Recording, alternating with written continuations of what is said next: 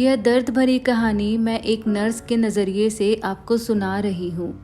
जी हाँ, मेरा नाम सीमा है और मैं अस्पताल में काम करने वाली एक नर्स हूँ। जिस अस्पताल में मैं काम करती हूँ वहाँ पर 3 शिफ्ट चलती हैं। उस दिन मेरी सुबह की शिफ्ट थी जिसका टाइम 9 से 5 का होता है। हमेशा की तरह मैं सही समय पर अस्पताल पहुँच गई थी। जब मैं अस्पताल के अंदर प्रवेश कर रही थी तो मेरी नज़र वेटिंग रूम में बैठे कई लोगों पर पड़ी, लेकिन एक बूढ़े दंपत्ति पर जाकर रुक गई। उस दंपत्ति का नाम आशा जी और आलोकनाथ था। आलोक और आशा जी आपस में कुछ बातें कर रहे थे। आलोक जी अपने हाथों में पीठ पीछे कुछ पेपर आशा जी से छुपाने का प्रयत्न कर रहे थे। आशा जी ने उन पेपरों को आलोक जी से छीनने की कोशिश कर रही थी। आशा जी की आंखों में थोड़ी सी शरारत थी, वहीं आलोक जी तकरीबन रोने को थे और उनकी आंखों में आंसू साफ दिख रहे थे। उस दंपत्ति की कोई औलाद नहीं थी। तब आलोक जी बोले, इन पेपर्स में कुछ भी नहीं है, खामखा क्यों इनके पीछे पड़ी हो। आशा जी ने जवाब दिया, आज तक कभी कोई बात मुझसे छुपा पाए हो हेडमास्टर साहब? वैसे भी एक शिक्षक को झूठ नहीं बोलना चाहिए, तो दिखाओ मुझे पेपर्स। आलोक जी फूट फूट कर रोने लगे और बोले, आशा, कैंसर है तुम्हें। 1 महीने बाद इस दुनिया में अकेला छोड़कर मुझे चली जाओगी। ये रिटायर्ड हेडमास्टर अपनी जिंदगी भर की कमाई देकर भी तुम्हारे कैंसर की कीमत नहीं चुका पाएगा। आलोक जी अपना सिर पीटते हुए बोले, तुम्हारे कैंसर की कीमत इस बूढ़े रिटायर्ड मास्टर की औकात से कई गुना बड़ी है। आशा जी अपने पति के आंसू पोंछते हुए बोली, आपकी औकात बहुत बड़ी है मास्टर साहब। मुझसे पूछो, जीवन में आपने मुझे क्या कुछ नहीं दिया है। मेरी हर ख्वाहिश पूरी की है और ये डॉक्टर तो कुछ भी कहते हैं। देखना, मैं इतनी जल्दी मरने वाली नहीं हूँ।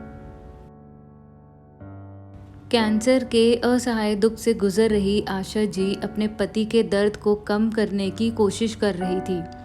वह अपने पति को गले से लगाकर कह रही थी कि अभी तुम मत रोइए, अभी तो मैं जिंदा हूँ।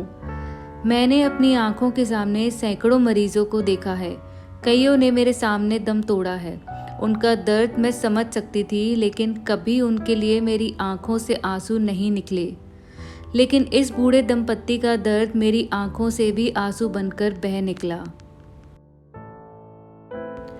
इससे पहले कि मैं इस दंपत्ति के पास जाकर उनको हमदर्दी के 2 बोल बोल पाती और उनका हौसला बढ़ा पाती, तभी डॉक्टर रमन उनके पास पहुंच गए। शायद वह भी मेरी तरह ही चुपके उनकी बातें सुन रहे थे। डॉक्टर रमन उनके पास जाकर बोले, देखिए माँ जी, जीवन और मृत्यु का फैसला तो भगवान ही करते हैं। हम डॉक्टर्स भी सिर्फ कोशिश ही कर सकते हैं और मैं पूरी कोशिश करूंगा कि आपको इस बीमारी से बाहर निकाल सकूं। तब आलोक जी ने हिचकिचाते हुए कहा, लेकिन इसका इलाज तो। इससे पहले कि वह अपना वाक्य पूरा कर पाते, डॉक्टर रमन बोले, आप उसकी चिंता मत कीजिए, इसकी जिम्मेदारी मैं लेता हूँ। आशा जी ने डॉक्टर रमन से पूछा, लेकिन आप यह सब क्यों करेंगे? डॉक्टर ने कहा, मैं तकरीबन 12 साल का था जब मेरी माँ इसी बीमारी का शिकार हो गई थी और मैं तब बेबस और मजबूर था। उन्हें बचाने के लिए मैं कुछ ना कर सका। तभी मैंने ठान लिया था कि मैं डॉक्टर बनूंगा और इस बीमारी से हमेशा लड़ता रहूंगा। अगर मैं आपको इस बीमारी से निजात दिला सका तो मैं समझूंगा कि मेरी माँ आपके रूप में कुछ और साल इस धरती पर जिंदा रह पाई। यह सुनकर उन दोनों की आंखें नम हो गईं। मुझे नहीं पता डॉक्टर रमन आशा जी के कैंसर को इलाज करके हरा पाए या नहीं, लेकिन उस दिन मैंने दोनों बूढ़े दंपत्ति की आंखों में देखा था। डॉक्टर रमन ने उनकी आंखों में पहली बार दिख रही निराशा को जरूर हरा दिया था और उनमें एक आशा की किरण जगा दी थी। उनके चेहरे पर हल्की सी मुस्कान ने आशा जी और आलोकनाथ जी का मन थोड़ा हल्का कर दिया था। दोस्तों, हमेशा रिश्ता वो बनाइए जो आपके आखिरी दम तक आपके साथ रहे। अगर आपकी भी ज़िंदगी में ऐसा खूबसूरत सा कोई रिश्ता है तो मुझे कमेंट सेक्शन में ज़रूर बताइए।